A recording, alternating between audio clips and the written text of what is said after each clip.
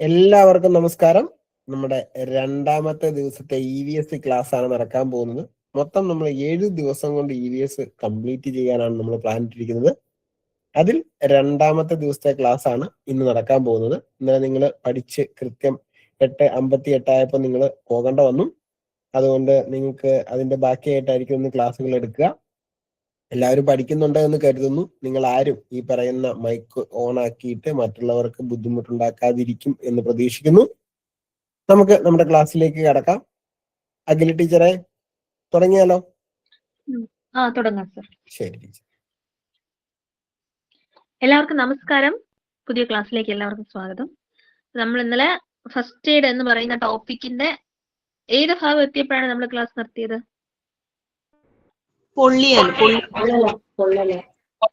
പൊള്ളൽ വരെയാണ് പഠിച്ചത്. ഇന്നലത്തെ ക്ലാസ് എല്ലാവരും പഠിച്ചോ? വീട്ടിലിരുന്ന് പഠിച്ചു. ചോദ്യങ്ങൾ ചോദിക്കും കേട്ടോ, ഇടയ്ക്ക് ചോദ്യങ്ങൾ ചോദിക്കും, ഉത്തരം പറയാം. ഓക്കെ, അടുത്തത് വസ്ത്രത്തിൽ തീ പിടിച്ചാൽ. വെള്ളം ഒഴിച്ച് തീ കെടുത്താൻ ശ്രമിക്കുക. അപ്പൊ വസ്ത്രത്തിൽ തീ പിടിച്ചാൽ എന്ത് ചെയ്യാം? വെള്ളം ഒഴിച്ച് തീ കെടുത്താനായിട്ട് ശ്രമിക്കാം. നിലത്ത് കിടന്ന് ഉരുളുന്നത് തീ കെടുത്താൻ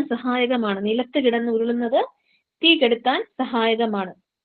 പരിഭ്രമിച്ച് ഓടാൻ അനുവദിക്കരുത്. കാറ്റിൽ തീ ആളിക്കത്തും. നമുക്കറിയാല്ലേ, കത്താൻ സഹായിക്കുന്ന വാതകമാണ് ഓക്സിജൻ എന്ന് പറയുന്നത്. ഓക്കെ, കാറ്റഗറി 2 കാര്യം മിണ്ടരുത്. കത്തുന്ന വാതകം ഏതാ?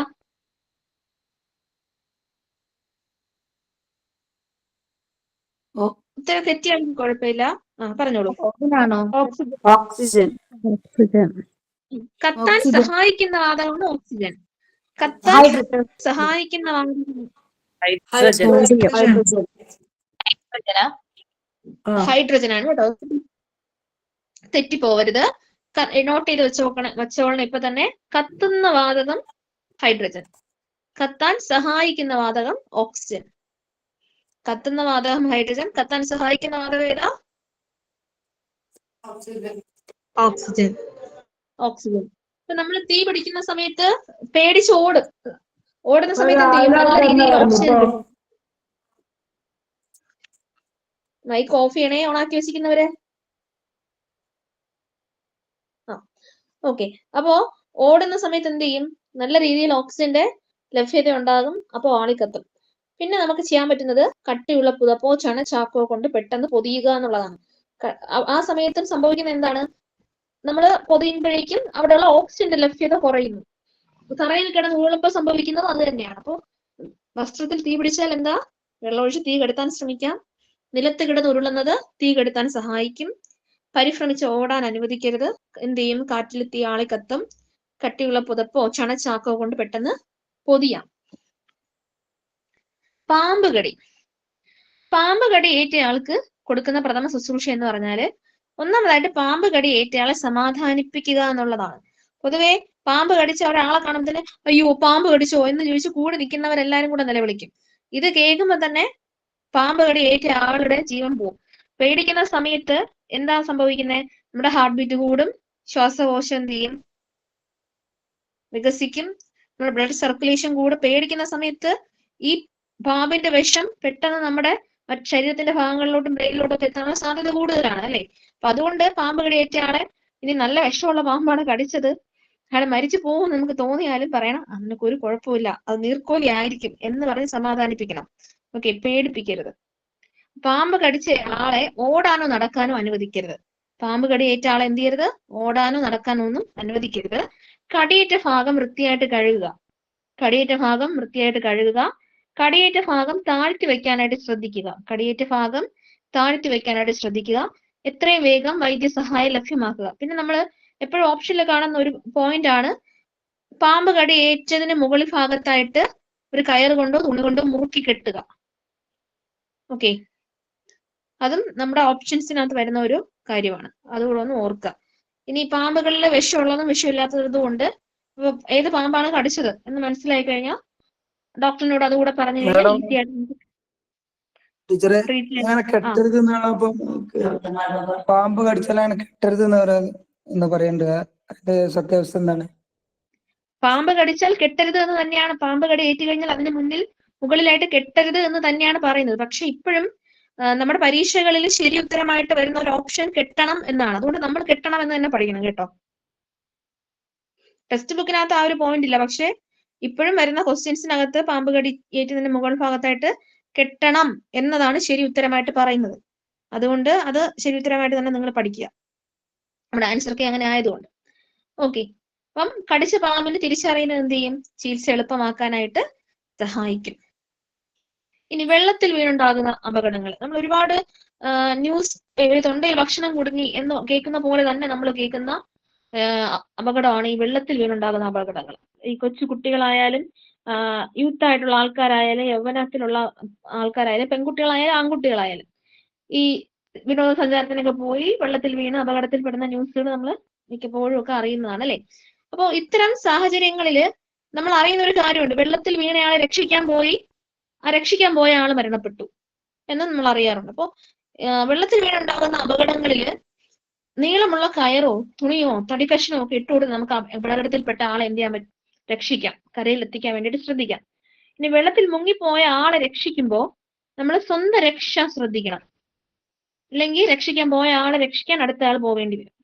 നീന്തൽ അറിയില്ലെങ്കിൽ വെള്ളത്തിൽ ചാടരുത് എന്നുള്ളത്. അപ്പൊ വെള്ളത്തിൽ വീണുണ്ടാകുന്ന അപകടങ്ങൾക്ക് നമുക്ക് നീളമുള്ള കയറോ തുണിയോ തടിക്കഷ്ണോ ഒക്കെ എന്ത് ചെയ്യാം?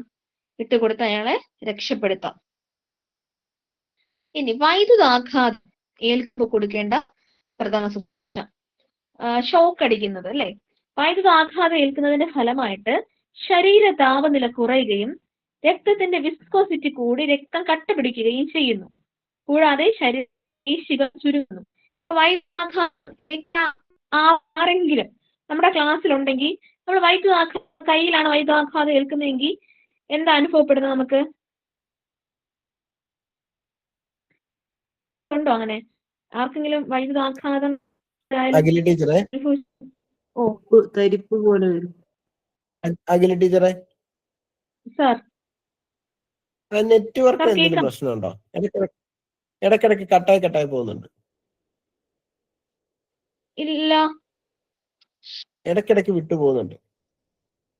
ആണോ? വൈഫൈ കണക്റ്റഡ് ആണോ എന്നൊന്ന് നോക്കിയേക്കോ. വൈഫൈ കണക്റ്റഡ് ആണ് സാർ, ഞാൻ നോക്കട്ടെ, ഒരു മിനിറ്റ്. ഇടയ്ക്ക് ക്ലിയർ ആണ്, പക്ഷെ ഇടക്കിടക്ക് വിട്ടു പോവാം. ഇപ്പൊ ക്ലിയർ ആണോ സാർ? അതെ, ഇപ്പൊ ക്ലിയർ ആണ്. ഓക്കെ,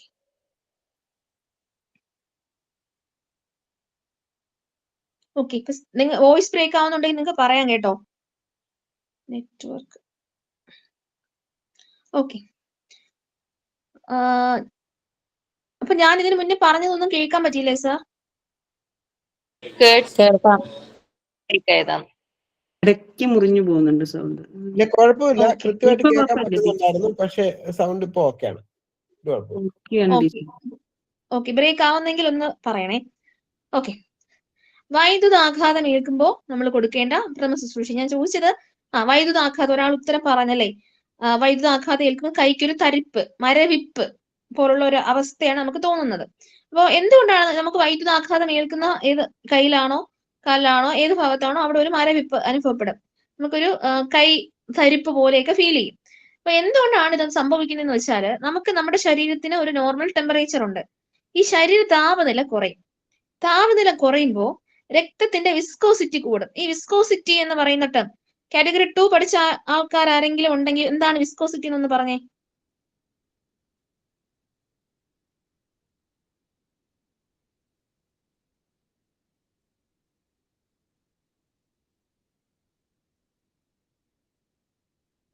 ഓക്കെ, ഞാൻ തന്നെ പറയാം, ആരും എല്ലാം തോന്നുന്നു. വിസ്കോസിറ്റി എന്ന് പറഞ്ഞാല് ഈ ദ്രാവകങ്ങളുടെ ഒരു ക്യാരക്ടറിസ്റ്റിക്സ് ആണ് ഈ വിസ്കോസിറ്റി എന്ന് പറയുന്നത്. ഇപ്പൊ രക്തം പോലുള്ള ജലം, രക്തം, തേൻ, ഓയിൽ, ഈ വസ്തുക്കളൊക്കെ അല്ലെങ്കിൽ ഈ ദ്രാവകങ്ങളെല്ലാം നമ്മള് ഒരു സ്ലൈഡിൽ വെച്ചിട്ട് നമ്മൾ അതിനെ ഒഴുക്കുകയാണെങ്കിൽ ഇതെല്ലാം ഒഴുകി വരുന്നതിന്റെ വേഗത ഒരേപോലെ ആയിരിക്കില്ല അല്ലെ. ഏറ്റവും വേഗത കുറവ് അതിൽ തേനിനായിരിക്കും. അപ്പോ ഈ ദ്രാവകങ്ങളുടെ ഒഴുക്കിനെ തടസ്സപ്പെടുത്തുന്ന ഒരു ബലമാണ് വിസ്കസ് ബലം. അപ്പൊ സിമ്പിൾ ആയിട്ട് ഇത്രയും നിങ്ങൾ പഠിച്ചാൽ മതി, ആധികാരികമായിട്ട് പഠിക്കണ്ട, കാറ്റഗറി 1കാര്. അപ്പൊ നമ്മള് ഒരു ഫ്ലൂയിഡ് ഒഴുകുന്ന സമയത്ത് അതിന്റെ ഒഴുക്കിനെ റെസിസ്റ്റ് ചെയ്യാനായിട്ട് പാരലായിട്ട് ഉണ്ടാകുന്ന ഒരു ഓപ്പോസിറ്റ് ഫോഴ്സ് ആണ് വിസ്കോസിറ്റി എന്ന് പറയുന്നത്.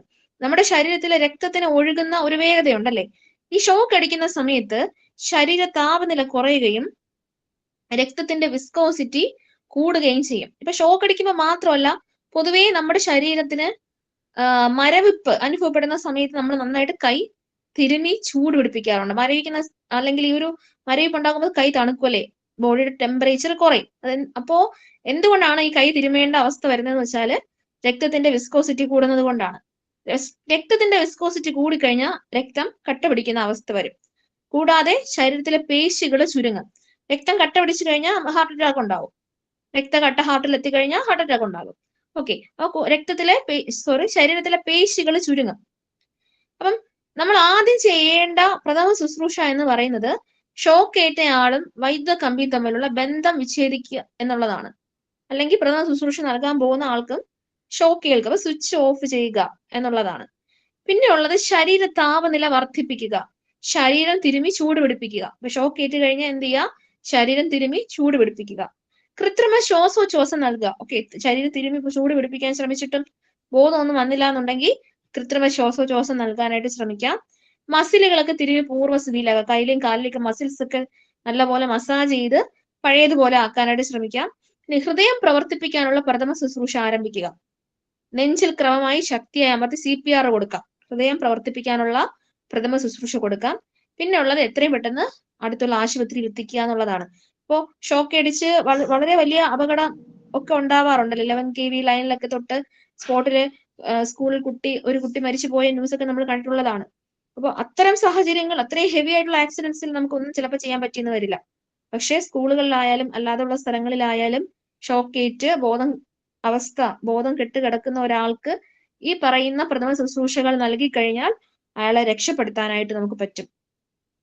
പ്രധാനപ്പെട്ട കാര്യം എന്താ, വൈദ്യുത കമ്പിയും ഷോക്ക് ഏറ്റ ആളും തമ്മിലുള്ള ബന്ധം വിച്ഛേദിപ്പിക്കുക. പിന്നെ എന്താ ചെയ്യേണ്ടത്, ശരീര താപനില വർദ്ധിപ്പിക്കുക, ശരീരം മസാജ് ചെയ്യിപ്പിക്കുക, കൃത്രിമ ശ്വാസോച്ഛ്വാസം നൽകുക, മസിലുകൾ തിരുമി പൂർവ്വസ്ഥിതിയിലാക്കുക, ഹൃദയം പ്രവർത്തിപ്പിക്കാനായിട്ട് CPR കൊടുക്കാം. നെഞ്ചിൽ ക്രമമായി ശക്തിയായി അമർത്തി CPR കൊടുക്കാം. എത്രയും പെട്ടെന്ന് അയാളെ അടുത്തുള്ള ആശുപത്രിയിൽ എത്തിക്കുക. ഇതൊക്കെയാണ് വൈദ്യുത ആഘാതം ഏൽക്കുമ്പോൾ നമ്മൾ നൽകേണ്ട പ്രഥമ ശുശ്രൂഷ എന്ന് പറയുന്നത്.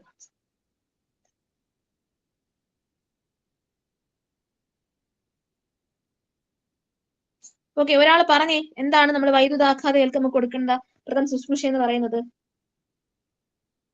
ശരീരം തിരുമ്മി ചൂട് സ്വിച്ച് ഓഫ് ചെയ്യുക, മസിലുകളെ തിരുമ്മി സ്ഥിതിയിലാക്കുക, നെഞ്ചില് ക്രമമായി ശക്തിയായി അമർത്തുക,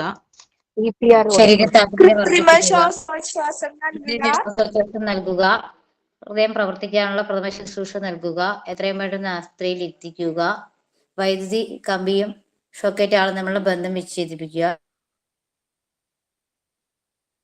ശരീര താപനില കുറയുമ്പോൾ രക്തത്തിന്റെ പറഞ്ഞിട്ടുണ്ടായിരുന്നു, രക്തം കട്ട പിടിക്കുകയും ചെയ്യുന്നു. അപ്പൊ അതിനനുസരിച്ചിട്ട് എന്ത് ചെയ്യാൻ അമർത്തി ശരീരം തിരുമ്മി ചൂട് പിടിപ്പിക്കുക. ഓക്കെ, ഇപ്പൊ ക്ലിയർ അല്ലേ? വിസ്കോസിറ്റി കൂടുതലാണോ തേനിന്? അതെ, വിസ്കോസിറ്റി ഏറ്റവും കൂടിയ ഫ്ലൂയിഡ് ആണ് തേൻ. ഓക്കെ, അടുത്ത പ്രഥമ ശുശ്രൂഷ ഏതാ? തേനിന്റെ പോയിന്റ് ഒരിക്കലും കൂടി പറയോ? വിസ്കോസിറ്റി ഏറ്റവും കൂടിയ ദ്രാവകം അല്ലെ, വിസ്കോസിറ്റി ഏറ്റവും കൂടിയ ഫ്ലൂയിഡ്, അത് തേനാണ്, തേൻ. ഓക്കെ, ഈ ദിവസങ്ങളൊക്കെ നമുക്ക് ഇമ്പോർട്ടന്റ് ആണല്ലേ. അപ്പൊ പ്രഥമ ശുശ്രൂഷ ദിനം ചോദിക്കാറുണ്ട്.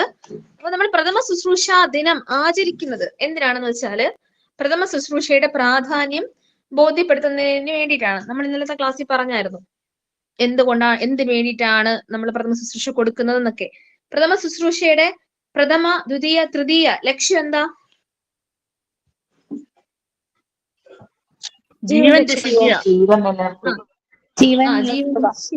ജീവൻ നിലനിർത്തുക എന്നുള്ളതാണ്. Very good. പ്രഥമ ശുശ്രൂഷയുടെ പ്രാധാന്യം ബോധ്യപ്പെടുത്തുന്നതിനായിട്ട് എല്ലാ വർഷവും സെപ്റ്റംബറിലെ 2ാമത്തെ ശനിയാഴ്ച, അതായത് സെപ്റ്റംബർ 2nd സാറ്റർഡേ ആണ് നമ്മൾ പ്രഥമ ശുശ്രൂഷ ദിനമായിട്ട് ആചരിക്കുന്നത്. പ്രഥമ ശുശ്രൂഷ ദിനമായിട്ട് ആചരിക്കുന്നത് സെപ്റ്റംബർ 2nd സാറ്റർഡേ ആണ്, 2ാം ശനിയാഴ്ചയാണ്. ഓക്കെ. അപ്പൊ പ്രഥമ ശുശ്രൂഷ ദിനം എന്നാ? September 2 second Saturday. ഇനി വീടുകളിലും ജോലി സ്ഥലങ്ങളിലും വാഹനങ്ങളിലും സ്കൂളിലും എല്ലാം എന്ത് ചെയ്യണം? ഒരു പ്രഥമ ശുശ്രൂഷ കിറ്റ് വെക്കണം. നമുക്കറിയാം എപ്പോഴാണ് ഒരു അപകടം ഉണ്ടാവുന്നത് നമുക്ക് പറയാൻ പറ്റില്ല. അപ്പൊ എന്ത് ചെയ്യണം? പെട്ടെന്ന് നമുക്ക് ഫസ്റ്റ് എയ്ഡ് കൊടുക്കാൻ വേണ്ടിയിട്ട് ജോലി സ്ഥലങ്ങളിലും വാഹനങ്ങളിലും സ്കൂളുകളിലും എല്ലാം ഒരു പ്രഥമ ശുശ്രൂഷ കിറ്റ് വെക്കണം. നമ്മൾ വാഹനങ്ങളൊക്കെ വാങ്ങുമ്പോൾ അതിന്റെ കൂടെ തന്നെ ഒരു ചെറിയൊരു ഫസ്റ്റ് എയ്ഡ് കിറ്റ് ഒക്കെ ഉണ്ടാവും അല്ലെ? അപ്പൊ ഫസ്റ്റ് എയ്ഡ് കിറ്റിൽ ആവശ്യം വേണ്ട വസ്തുക്കൾ എന്ന് പറയുന്നത് ഒരു ഗ്ലൗസ്, റബ്ബർ ഗ്ലൗസ്, കത്രിക, ചവണ അല്ലെങ്കിൽ ട്വീസേഴ്സ്. നമുക്ക് നമ്മളെ ഉത്തോലകത്തില് നമ്മൾ പഠിച്ചിട്ടുണ്ടായിരുന്നു അല്ലെ ചവണ.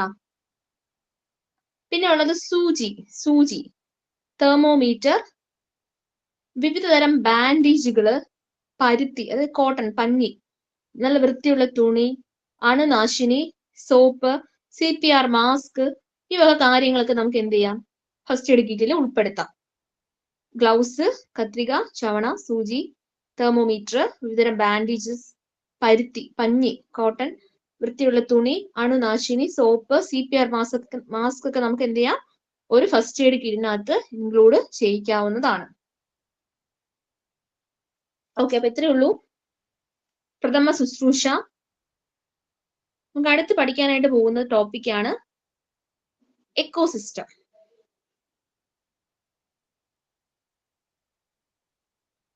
കിറ്റിലുള്ളത് ഒന്നും കൂടെ പറയാൻ പറ്റുമോ? ഓക്കെ, ഈ ക്ലാസ് കഴിയുന്ന സമയത്ത് പറയാം കേട്ടോ. ഒരു ജീവിക്ക് അതിന്റെ വാസസ്ഥലത്ത് ജീവിക്കുവാൻ സഹായിക്കുന്ന തരത്തിലുള്ള സവിശേഷതകൾ ഉണ്ടായിരിക്കും. അതിന് അനുകൂലനം എന്നാണ് പറയുന്നത്. ഒരു ജീവിക്ക് ഇപ്പോ മത്സ്യത്തിനാണെങ്കിൽ മത്സ്യം ജീവിക്കുന്ന എവിടെയാണ്? വെള്ളത്തിലാണ്. കരയിൽ ജീവിക്കുന്ന ജീവികളുടെ പോലുള്ള ശരീരപ്രകൃതമാണോ മത്സ്യത്തിനുള്ളത്? അല്ല. എന്തൊക്കെ പ്രത്യേകത ഉള്ളത്, സവിശേഷതകളുള്ളത് പറഞ്ഞേ. തോണി പോലെയുള്ള ശരീരം, വഴുവഴുപ്പ്, വഴുവഴുപ്പ്, ചിറകുകൾ, ചിറകുകള്. മത്സ്യത്തിന് ജലത്തിലൂടെ സഞ്ചരിക്കാൻ ആവശ്യത്തിനുള്ള ചിറകുകള്, അതായത് തോണിയുടെ പോലെ രണ്ടറ്റവും കൂർത്ത ശരീരാകൃതി, ഇതൊക്കെയാണ് മത്സ്യത്തിനുള്ളത് അല്ലേ? അപ്പോ ഈ മത്സ്യത്തിന് എങ്ങനെയാ ആ ജലത്തിൽ ജീവിക്കാൻ ആവശ്യമായിട്ടുള്ള തരത്തിലുള്ള സവിശേഷത? മൈക്ക് ഓഫ് ചെയ്യണേ. ഓക്കെ,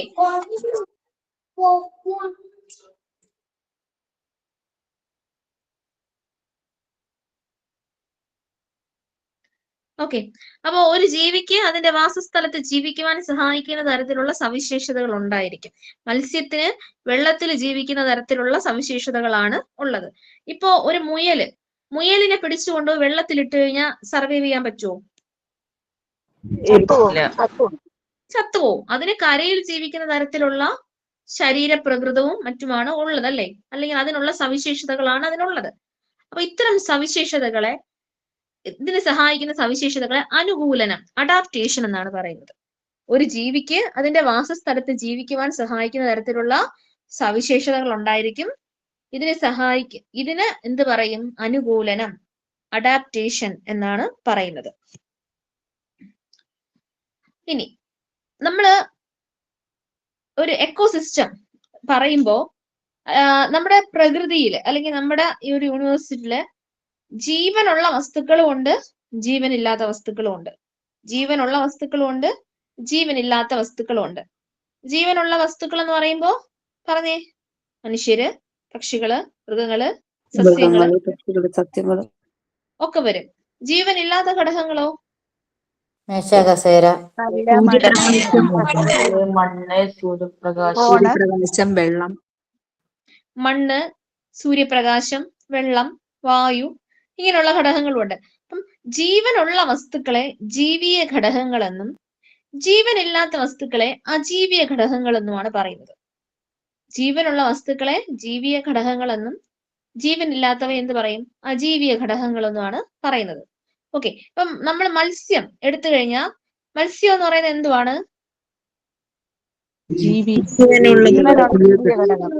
ജീവീയ ഘടകമാണ്. ഇനി ജലം എന്ന് പറയുന്നതോ? ജീവനില്ല. അജീവീയ ഘടകമാണ്, ജീവൻ ഇല്ലാത്തതാണ്. അപ്പൊ നമുക്കറിയാം, നമുക്ക് ജീവനുള്ള ഘടകങ്ങൾക്ക്, ജീവീയ ഘടകങ്ങൾക്ക് അജീവീയ ഘടകങ്ങൾ ഇല്ലാതെ ജീവിക്കാൻ പറ്റില്ല. നമുക്ക് വെള്ളം ഇല്ലാതെ ജീവിക്കാൻ പറ്റുമോ? ഇല്ല. മണ്ണില്ലാതെ പറ്റുമോ? ഇല്ല. വായു ഇല്ലാതെ പറ്റുമോ? സൂര്യപ്രകാശം ഇല്ലാതെ പറ്റുമോ? ഇല്ല. ഇല്ല. നമ്മളെല്ലാം പരസ്പരം ഡിപ്പെൻഡ് ചെയ്യുന്നുണ്ട് അല്ലെ? എല്ലാരും പരസ്പരം ആശ്രയിക്കുന്നുണ്ട്. ജീവൻ ഉള്ളതാവട്ടെ ജീവൻ ഇല്ലാത്തതാവട്ടെ എല്ലാം പരസ്പര ആശ്രയത്തോടു കൂടിയാണ് എന്ത് ചെയ്യുന്നത്, ജീവിക്കുന്നത്. മത്സ്യം എടുത്തു കഴിഞ്ഞാൽ മത്സ്യം ജീവിക്കുന്നത് വെള്ളത്തിലാണ് ജീവിക്കുന്നത്. വെള്ളത്തിലെ ചെറു ജീവികൾ എന്ത് ചെയ്യുന്നു, ആഹാരമാക്കുന്നു. ജലം എടുത്തു കഴിഞ്ഞാൽ ജലജീവികൾക്ക് വാസസ്ഥലം നൽകുന്നുണ്ട്. ഒരു ആൽമരം, മരം എടുത്തു കഴിഞ്ഞാലോ മണ്ണിന് ഫലപുഷ്ടി നൽകുന്നു, മണ്ണിലെ ജല അംശം നിലനിർത്താൻ സഹായിക്കുന്നു. അതുപോലെ തന്നെ ആൽമരത്തില് ഒരുപാട് ജീവികൾക്ക് ആഹാരം നൽകുന്നുണ്ട്. അതുപോലെ തന്നെ ഒരുപാട് ജീവികൾക്ക് വാസസ്ഥലം നൽകുന്നുണ്ട്. വാസസ്ഥലം നൽകുന്നുണ്ട്. അപ്പം പരസ്പരം ആശ്രയിച്ചുകൊണ്ടാണ് ഈ ജീവീയ ഘടകങ്ങളും അജീവീയ ഘടകങ്ങളും ഒക്കെ നിലനിൽക്കുന്നത്. പ്രകൃതിയിലെ ജൈവികവും അജൈവികവുമായ എല്ലാ ഘടകങ്ങളും ചേർന്നതാണ് പരിസ്ഥിതി എന്ന് പറയുന്നത്. പരിസ്ഥിതി എന്ന് പറഞ്ഞാൽ എന്താ? എൻവയോൺമെന്റ് എന്ന് പറഞ്ഞാൽ എന്താ? പ്രകൃതിയിലെ ജൈവികവും അജൈവികവുമായ എല്ലാ ഘടകങ്ങളും ചേർന്നതാണ്. അതെ. ഇനി ലോക പരിസ്ഥിതി ദിനം എല്ലാവർക്കും അറിയാം എന്നാ? ജൂൺ 5 ലോക പരിസ്ഥിതി ദിനം എന്ന് പറയുന്നത് ജൂൺ 5 ആവാസ വ്യവസ്ഥ, എക്കോസിസ്റ്റം. ഒരു ജീവി ജീവിക്കുന്ന പ്രകൃതിദത്തമായ ചുറ്റുപാടിനെയാണ് ആവാസം എന്ന് പറയുന്നത്. മനുഷ്യനിർമ്മിതമല്ല, നമ്മൾ ഉണ്ടാക്കി വെക്കുന്ന വീടല്ല, പ്രകൃതിദത്തമായ ഒരു ചുറ്റുപാടാണ് ആവാസ വ്യവസ്ഥ എന്ന് പറയുന്നത്. അപ്പൊ ഉദാഹരണം പറയുകയാണെങ്കിൽ ഒരു കാട്, ഒരു സമുദ്രം, ഒരു കാവ്, ഒരു കുളം, ഒരു വയല്, ഇതൊക്കെ മനുഷ്യനിർമ്മിതമല്ല, പ്രകൃതിദത്തമായിട്ടുള്ളതാണ് അല്ലെ? അപ്പൊ ഒരു ജീവി ജീവിക്കുന്ന പ്രകൃതിദത്തമായിട്ടുള്ള ചുറ്റുപാടിനെ നമുക്ക് എന്ത് പറയാം? ആവാസം എന്ന് പറയാം. ആവാസം എന്ന് പറയാം. ജീവീയ ഘടകങ്ങളും അജീവീയ ഘടകങ്ങളും ഉൾപ്പെടുന്നതും അവയുടെ പരസ്പര ബന്ധത്തിലൂടെ നിലനിൽക്കുന്നതുമായ സംവിധാനമാണ് ആവാസ വ്യവസ്ഥ എന്ന് പറയുന്നത്. അപ്പൊ ജീവീയ ഘടകങ്ങളും അജീവീയ ഘടകങ്ങളും എന്താണെന്ന് നമുക്കറിയാം. ഇവയുടെ പരസ്പര ബന്ധം എന്താണെന്ന് പറയാം അല്ലെ? ഇപ്പൊ ഒരു മത്സ്യം എടുത്തു കഴിഞ്ഞാൽ അത് ജീവിക്കുന്നത് കുളത്തിലാണ്, വെള്ളമുണ്ട്, അവയ്ക്ക് ജീവിക്കാൻ അവിടെ ഒരു അജീവീയ ഘടകം വേണം. ഇനി ജലസസ്യങ്ങൾക്കാണെങ്കിൽ ജലത്തിനകത്ത് വെള്ളം വേണം, മണ്ണ്, ചെളി വേണം. അപ്പൊ പരസ്പര ബന്ധത്തിലൂടെ നിലനിൽക്കുന്നതുമായ ഒരു സംവിധാനമാണ് ആവാസ വ്യവസ്ഥ. ഒരു ജീവിക്ക് ജീവിക്കാൻ ആവശ്യമായ ചുറ്റുപാടിന് ആവാസം എന്ന് പറയും, പ്രകൃതിദത്തമായ ചുറ്റുപാടിന് ആവാസം എന്ന് പറയും.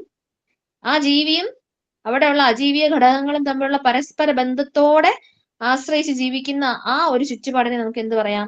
ആവാസ വ്യവസ്ഥ എന്ന് പറയാം. ഇപ്പം സമുദ്രം, വനം, തണ്ണീർത്തടങ്ങള്, പുൽമേടുകള്, മരുഭൂമി, കാവ്, ഇതെല്ലാം ആവാസ വ്യവസ്ഥയ്ക്ക് ഉദാഹരണമാണ്. ഇപ്പൊ സമുദ്രം എടുത്തു കഴിഞ്ഞാൽ സമുദ്രത്തിലെ ജലജീവികള്, മണല്, അവിടെയുള്ള ജലം, അതെല്ലാം എന്ത് ചെയ്യുന്നുണ്ട്? പരസ്പരം ഡിപ്പെൻഡ് ചെയ്യുന്നുണ്ട്.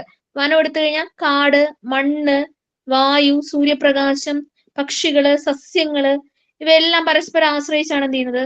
ജീവിക്കുന്നത്. അതുകൊണ്ട് തന്നെ നമുക്ക് അതിന് എന്ത് പറയാം?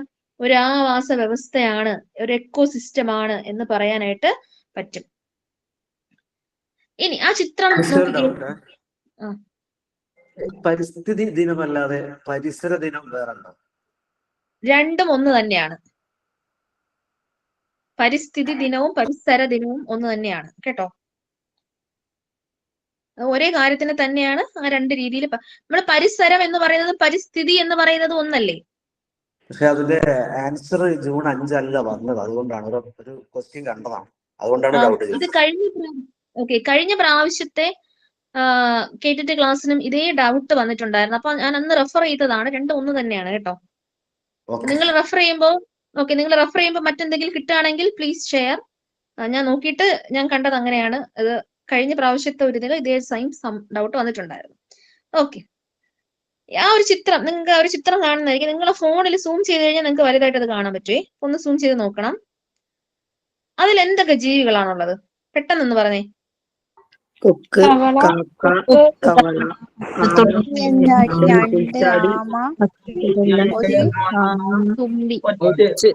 ആമ, ഓക്കെ, വെച്ച് കണ്ടു. ഓക്കെ, ഇനി നിങ്ങള് പുൽച്ചാടി. മനസ്സിലായി എന്തൊക്കെ ജീവികൾ അതിലുണ്ടെന്ന് മനസ്സിലായി.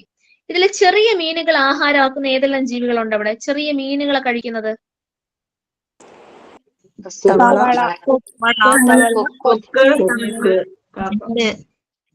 കാക്ക, തവള, കൊക്ക്, ആമ, കാക്ക ഒക്കെ കഴിക്കും. വലിയ മീനുകള് ചെറിയ മീനുകളെ കഴിക്കും അല്ലെ? കൊക്കുകളും മീനുകളെ കഴിക്കും. അപ്പോ ഈ ഒരു വയലിലുള്ള ജീവികളെ ഉൾപ്പെടുത്തി നമുക്ക് ചിത്രീകരിച്ചു കഴിഞ്ഞാൽ, മൈക്ക് ഓൺ ആക്കി വെച്ചിരിക്കുന്നവർ ഓഫ് ചെയ്ത് വെച്ചില്ലെങ്കിൽ ഞാൻ പുറത്താക്കും. ഓക്കെ, അപ്പൊ നമ്മൾ എടുത്തു കഴിഞ്ഞാല് ഈ പരസ്പര ആഹാരമാക്കുന്ന ജീവികൾ ഉൾപ്പെടുത്തി നമുക്കൊരു ഡയഗ്രാം വരയ്ക്കാൻ പറ്റും, ഒരു ചിത്രീകരണം ചെയ്യാനായിട്ട് പറ്റും. ഇപ്പൊ നോക്കിക്കേ, ഒരു സസ്യത്തെ കഴിക്കുന്നത് ചെറിയ മീൻ കഴിക്കും, പുൽച്ചാടി കഴിക്കും, പുഴു കഴിക്കും. ഈ പുഴുവിന് ആര് കഴിക്കും? കൊക്ക്, കൊക്ക് കഴിക്കും, കാക്ക കഴിക്കും. ഓക്കെ, ഇനി ചെറിയ മീനിനെ പുൽച്ചാടി ആര് കഴിക്കും? വലിയ മീൻ കഴിക്കും, തവള കഴിക്കും.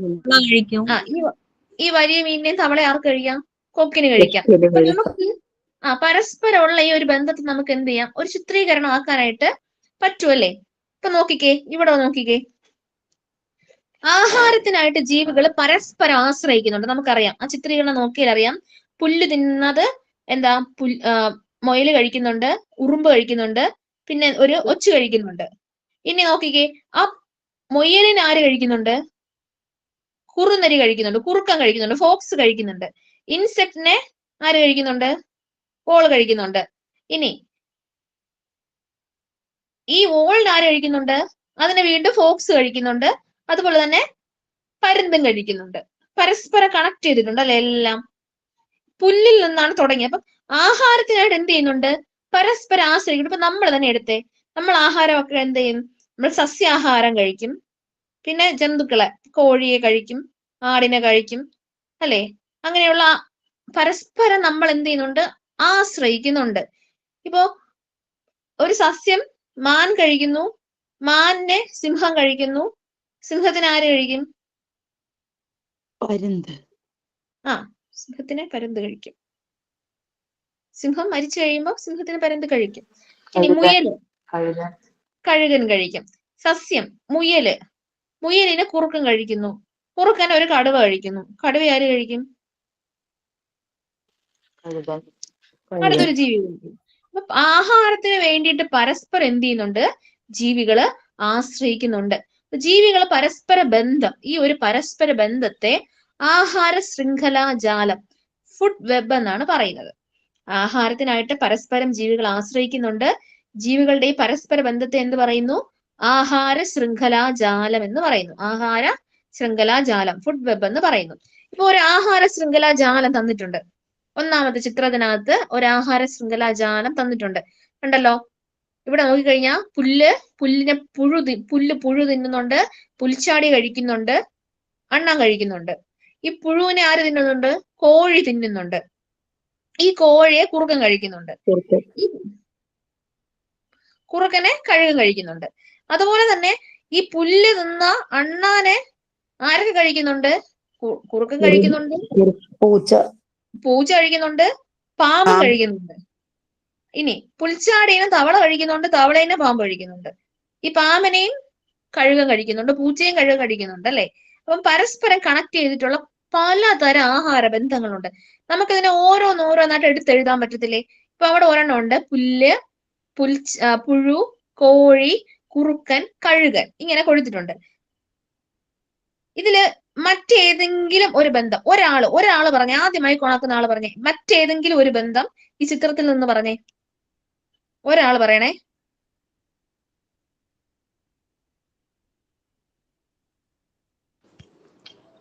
പുല്ല്, പുൽച്ചാടി, തവള, പാമ്പ്, കഴുകൻ. Very good. പുല്ല്, പുൽച്ചാടി, തവള, പാമ്പ്, കഴുകൻ. നമുക്കിങ്ങനെ ഓരോ ബന്ധങ്ങൾ എന്ത് ചെയ്യാൻ പറ്റും? സെപ്പറേറ്റ് ആയിട്ട് എഴുതാൻ പറ്റും അല്ലെ? ഓരോ ബന്ധങ്ങൾ എഴുതാൻ പറ്റും. ആഹാര ശൃംഖല ജാലം എന്ന് പറയുമ്പോൾ എല്ലാം കൂടെ ചേർന്നത് ജാലം, വെബ് അല്ലെ, വലക്കണ്ണി പോലെ. അപ്പൊ അതിലുള്ള ഒരൊറ്റ ആഹാര ബന്ധത്തെയാണ് നമ്മൾ ആഹാര ശൃംഖല എന്ന് പറയുന്നത്. ഒരൊറ്റ ചെയിൻ, അതിനെയാണ് എന്ത് പറയുന്നത്? ആഹാര ശൃംഖല. ഒരൊറ്റ ബന്ധത്തെ നമ്മൾ എന്ത് പറയും? ഒരു ആഹാര ബന്ധത്തെ നമ്മൾ എന്ത് പറയും?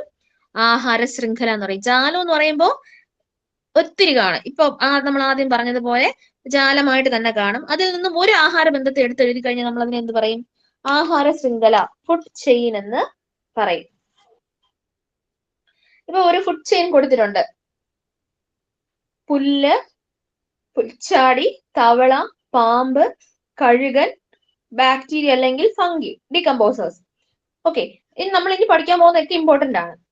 ഭക്ഷ്യ ശൃംഖലകളിലെ ആഹാര ശൃംഖലയാണ് ഭക്ഷ്യ ശൃംഖല എന്നും പറയുന്നത്. ഭക്ഷ്യ ശൃംഖലകളിലെ ആദ്യ കണ്ണി എന്ന് പറയുന്നത് എപ്പോഴും ഹരിത സസ്യമായിരിക്കും, പുല്ലായിരിക്കും. ഓക്കെ, ഹരിത സസ്യം എന്താണെന്ന് നമുക്കറിയാലേ? ഹരിത സസ്യങ്ങൾക്ക് മാത്രമേ എന്ത് ചെയ്യാൻ പറ്റുള്ളൂ? പ്രകാശ സംശ്ലേഷണം ചെയ്യാൻ പറ്റുള്ളൂ, ആഹാരം പാകം ചെയ്യാൻ പറ്റുള്ളൂ. അപ്പൊ ആ ഭക്ഷ്യ ശൃംഖലകളിൽ ആദ്യ കണ്ണി എന്ന് പറയുന്നത് എന്താണ്? എപ്പോഴും ഹരിത സസ്യം. പ്രൈമറി പ്രൊഡ്യൂസേഴ്സ് എന്ന് പറയുന്നത് ഗ്രാസ് ആണ്, ഹരിത സസ്യമാണ്. ഇനി ഭക്ഷ്യ ശൃംഖലയിലെ അവസാന കണ്ണി, ഇപ്പൊ നമ്മൾ ഇതിനു മുന്നേ പഠിച്ച ഈ ഒരു ഫുഡ് ചെയിനിലായാലും കഴുകനോടുകൂടി തീരില്ല. ഈ കഴുകനെ തിന്നുന്ന ആരാണ്? വിഘാടകര്, ബാക്ടീരിയ, ഫംഗസ് ഒക്കെയാണ് എന്ത് ചെയ്യുന്നത്? അത് ശരീരം അഴുകാൻ വേണ്ടി സഹായിക്കുന്നത്. അപ്പൊ എപ്പോഴും ഒരു ഭക്ഷ്യ ശൃംഖല എഴുതി കഴിഞ്ഞാൽ അതിന്റെ അവസാന കണ്ണി എന്ന് പറയുന്നത് വിഘാടകർ, ഡീകമ്പോസേഴ്സ് ആയിരിക്കും. അത് ഓർത്തോളണം എപ്പോഴും. ബാക്ടീരിയ, ഫംഗസ് ഒക്കെയാണ് വിഘാടകർക്കകത്ത് വരുന്നത്. ഭക്ഷ്യ ശൃംഖലയിൽ അവസാന കണ്ണി എന്ന് പറയുന്നത് എപ്പോഴും എന്താണ്? വിഘാടകർ, ഡീകമ്പോസേഴ്സ് ആണ്. ഇനി ഹരിത സസ്യങ്ങൾ സ്വയം ആഹാരം നിർമ്മിക്കുന്നതിനാൽ അവയെ അറിയപ്പെടുന്നത് ഉൽപാദകർ എന്നാണ്, പ്രൊഡ്യൂസേഴ്സ് എന്നാണ് അറിയപ്പെടുന്നത്. ഭക്ഷ്യ ശൃംഖലകളിലെ ആദ്യ കണ്ണിയാണ് ഹരിത സസ്യം എന്ന് പറയുന്നത്. ഈ ഹരിത സസ്യങ്ങൾ എന്ത് ചെയ്യുന്നു? സ്വയം ആഹാരം നിർമ്മിക്കുന്നു. അതുകൊണ്ട് അവയെ അറിയപ്പെടുന്നത് എന്തെന്നാണ്? ഉൽപാദകർ, പ്രൊഡ്യൂസേഴ്സ് എന്നാണ് അറിയപ്പെടുന്നത്. ആഹാരത്തിനായി മറ്റ് ജീവികളെ ആശ്രയിക്കുന്ന ജീവികൾ, അതായത് ഒന്നാമത്തെ ആൾ ഒഴിച്ചു കഴിഞ്ഞാൽ ബാക്കി എല്ലാവരും, ഒന്നാമത്തെ അവസാനത്തെ ആൾക്കാർ ഒഴിച്ചു കഴിഞ്ഞാൽ ബാക്കിയില്ല. ഒന്നാമത്തെ ആളെന്ന് പറയുന്നത് എന്താ? ഉൽപാദകർ. അവരെയും ഇനി അവസാന കണ്ണിയായ വിഘാടകരെ ഒഴിപ്പിച്ചു കഴിഞ്ഞാൽ ബാക്കി വരുന്നവരെല്ലാം എന്താണ്? ഉപഭോക്താക്കളാണ്. ആഹാരത്തിനായി മറ്റു ജീവികളെ ആശ്രയിക്കുന്നു. പറഞ്ഞേ, ഈ ഒരു ഫുഡ് ചെയിൻ ഉപഭോക്താക്കൾ ആരൊക്കെയാണ്? പാമ്പ്,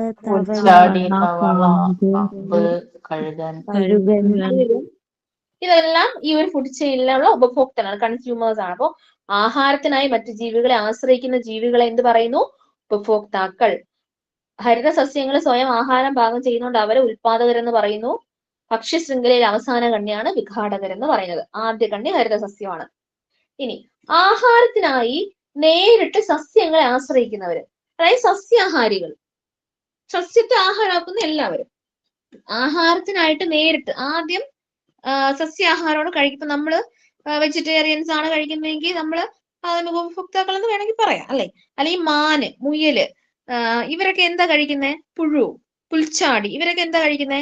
സസ്യമാണ് കഴിക്കുന്നത്. ആദ്യം പ്രൈമറി ആയിട്ടുള്ള നമ്മുടെ ഹരിത സസ്യത്തിനെ പോകുന്ന ആൾ ആരാണ്? പ്രൊഡ്യൂസേഴ്സിനെ കഴിക്കാൻ പോകുന്ന ആൾക്കാരെയാണ് പ്രാഥമിക ഉപഭോക്താക്കൾ, പ്രൈമറി കൺസ്യൂമേഴ്സ്, പ്രാഥമിക ഉപഭോക്താക്കൾ എന്ന് പറയുന്നത്. ആഹാരത്തിനായി നേരിട്ട് സസ്യങ്ങളെ ആശ്രയിക്കുന്നവരാണ് പ്രാഥമിക ഉപഭോക്താക്കൾ എന്ന് പറയുന്നത്. ഈ പ്രാഥമിക ഉപഭോക്താക്കളെ, അതായത് സസ്യാഹാരം കഴിക്കുന്നവർ, പ്രാഥമിക ഉപഭോക്താക്കളെ ആഹാരമാക്കുന്നവരാണ് ദ്വിതീയ ഉപഭോക്താക്കൾ. ദ്വിതീയ ഉപഭോക്താക്കളെ ഭക്ഷിക്കുന്നവരാണ് തൃതീയ ഉപഭോക്താക്കൾ. ഓക്കെ, അങ്ങനെയാണെങ്കിൽ ഈ ഒരു ഫുഡ് ചെയിനിലുള്ള പ്രാഥമിക ഉപഭോക്താവ് ആരാ? പുൽച്ചാടി. പുല്ലല്ല, പുൽച്ചാടിയാണ്. സെക്കൻഡറി കൺസ്യൂമർ, ദ്വിതീയ ഉപഭോക്താവ് തവള, തൃതീയ ഉപഭോക്താവ് പാമ്പ്. ഈ ഒരു രീതിയിലായിരിക്കും ഇത് വരുന്നത്. ഇനി ഒന്നിലേറെ ഭക്ഷ്യ ശൃംഖലകൾ പരസ്പരം ബന്ധപ്പെട്ട് കിടക്കുന്നതാണ് ഭക്ഷ്യ ശൃംഖലാജാലം അഥവാ ആഹാര ശൃംഖലാജാലം. പഠിച്ചു. ഓക്കെ. ഇനി ജൈവ അവശിഷ്ടങ്ങളെ വിഘടിപ്പിച്ച് മണ്ണിനോട് ചേർക്കുന്ന ബാക്ടീരിയ, ഫംഗസ് മുതലായ ജീവികളാണ്. അപ്പൊ അതുകൊണ്ടാണ് അവർ എന്ത് പറയുന്നത്? വിഘാടകർ, ഡീകമ്പോസേഴ്സ് എന്ന് പറയുന്നത്. ജൈവ അവശിഷ്ടങ്ങളെ ഇപ്പം കഴുകനായാലും ഏത് ജീവി ആയാലും ഒരു ഭക്ഷ്യ ശൃംഖലാജാലത്തിന്റെ അവസാനം എന്ത് ചെയ്യും? വരുന്ന ഉപഭോക്താവ് ജീർണിച്ചു കഴിഞ്ഞാൽ അതിനെ ആ ജൈവ അവശിഷ്ടങ്ങളെ വിഘടിപ്പിച്ച് മണ്ണിനോട് ചേർക്കുന്നത്. അത് ഏതായാലും പുല്ലായാൽ പോലും, പ്രൊഡ്യൂസേഴ്സ് ആയിട്ടുള്ള പുല്ലാണെങ്കിൽ പോലും അതിനെ മണ്ണിനോട് ചേർക്കുന്നത് ആര് തന്നെയാണ്? ഈ ബാക്ടീരിയ, ഫംഗസ് മുതലായിട്ടുള്ള സൂക്ഷ്മജീവികളാണ്. അപ്പൊ അതുകൊണ്ടാണ് അവർ എന്ത് പറയുന്നത്? വിഘാടകർ എന്ന് പറയുന്നത്. ഓക്കെ. വിഘാടകരുടെ പ്രവർത്തന ഫലമായി ജൈവ അവശിഷ്ടങ്ങൾ വിഘടിപ്പിക്കുമ്പോൾ ഉണ്ടാവുന്ന പോഷക ഘടകങ്ങള് സസ്യങ്ങളുടെ വളർച്ചയ്ക്ക് വീണ്ടും ലഭ്യമാകും. നമുക്കറിയാലേ ഈ ജൈവ അവശിഷ്ടങ്ങൾ എന്ത് ചെയ്യും? മണ്ണിനോട് ചേർന്ന് കഴിഞ്ഞാൽ അത് വളമായിട്ട് വീണ്ടും ഈ സസ്യങ്ങളുടെ വളർച്ചയ്ക്ക് തന്നെ സഹായമാകും. ഇപ്പൊ നോക്കിക്കേ, ആ ചിത്രത്തിൽ നോക്കിക്കേ, ഉൽപാദകര് ആഹാരമാക്കുന്നത് ഉപഭോക്താക്കൾ. ഈ പ്രാഥമിക, ദ്വിതീയ, തൃതീയ ഉപഭോക്താവ് എല്ലാം അതിനകത്ത് തന്നെ വരും. ഈ ഉപഭോക്താക്കളുടെ മൃത അവശിഷ്ടം എന്ത് ചെയ്യും? വിഘാടകര് വിഘടിപ്പിക്കും. ഈ വിഘാടകര് വിഘടനപരമായിട്ടുണ്ടാക്കുന്ന പോഷക ഘടകങ്ങള് ആരാഗിരണം ചെയ്യും? ഉൽപാദകർ ആഗിരണം ചെയ്യും. യെസ്. ഓക്കെ. ഈ ഉൽപാദകരുടെ മൃത അവശിഷ്ടങ്ങൾ എന്ത് ചെയ്യും? വിഘാടകര് വിഘടിപ്പിക്കും, അല്ലെ? നമ്മൾ പഠിച്ച കാര്യമാണ്. അപ്പൊ ഇതൊരു സൈക്ലിക് പ്രോസസ് ആയിട്ടാണ് എന്ത് ചെയ്യുന്നത്? നടക്കുന്നത്. ഉൽപാദകര് അവരുടെ ആഹാരമാക്കുന്നവരാണ് ഉപഭോക്താക്കള്. ഉപഭോക്താക്കളുടെ മൃത അവശിഷ്ടമായാലും ഉൽപാദകരുടെ മൃത അവശിഷ്ടമായാലും വിഘാടകര് വിഘാടനം വഴി പോഷകഘടകങ്ങളെ മണ്ണിലോട്ടാക്കും. ഈ പോഷകഘടകങ്ങളെ വീണ്ടും ഉൽപാദകര്, സസ്യങ്ങള് ആഗിരണം ചെയ്യും. ഇതൊരു സൈക്ലിക് പ്രോസസ് ആയിട്ട് നടക്കും. ക്ലിയർ അല്ലേ? അതെ. നമ്മുടെ എക്കോ സിസ്റ്റത്തിനകത്ത് വരുന്ന എല്ലാത്തിലും എന്തുണ്ട്? ഫുഡ് ചെയിൻ ഉണ്ടല്ലേ? സമുദ്രത്തിനകത്തും കടലിനടിയിലും കുളത്തിനടിയിലും എല്ലായിടത്തും എന്തുണ്ട്? ഈ പറയുന്ന ഫുഡ് ചെയിൻ ഉണ്ട്. ഇപ്പോ ഒരു കടലിനടിയിലുള്ള ഫുഡ് ചെയിൻ ആണ് കൊടുത്തേക്കുന്നത്. ഈ ജലാശയങ്ങളിൽ സ്വതന്ത്രമായിട്ട് ഒഴുകി നടക്കുന്ന ചെറു സസ്യങ്ങളാണ് പ്ലവകങ്ങൾ എന്ന് പറയുന്നത്. ചെറിയ ജലാശയത്തിലുള്ള സസ്യങ്ങൾ. ഇപ്പൊ സമുദ്രം എന്ന ആവാസ വ്യവസ്ഥ എടുത്തു കഴിഞ്ഞാൽ അവിടുത്തെ ഉൽപാദകരെന്ന് പറയുന്നത് ഈ പ്ലവകങ്ങളാണ്. അതായത് സമുദ്രത്തിലുള്ള സസ്യങ്ങളാണ്. അവരാണ് എന്ത് ചെയ്യുന്നത്? അവിടെ ഉൽപാദകരായിട്ട് ഇരിക്കുന്നത്. ഇനി ഭക്ഷ്യ ശൃംഖലയിലെ ഒരു ജീവിയുടെ സ്ഥാനത്തെ കുറിക്കുന്ന പദമാണ് പോഷണതലം.